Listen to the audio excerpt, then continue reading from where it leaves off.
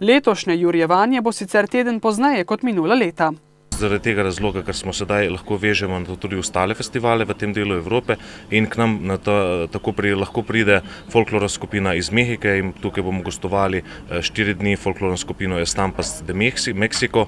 Gre za odlično mehiško folklorno skupino, ki je na turneji po Evropi in se bo skupaj s pevci predstavila tudi v Črnomlju.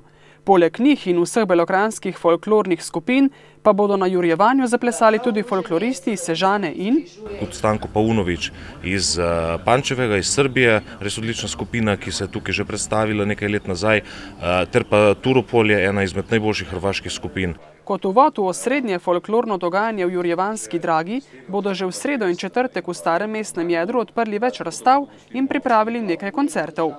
Gospodarska kriza je sicer nekoliko oklestila proračun 49. jurjevanja, a spored ostaja pester in bogat, pravijo prireditelji festivala.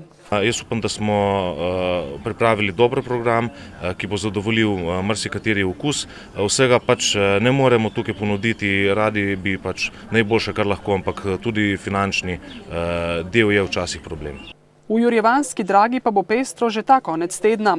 V soboto bodo namreč tam začeli in sklenili tradicionalni kolesarski izlet po Beli krajini, v nedeljo pa bo v dragi start in cilj drugega belokranjskega teka za pokal zavarovalnice Triglav.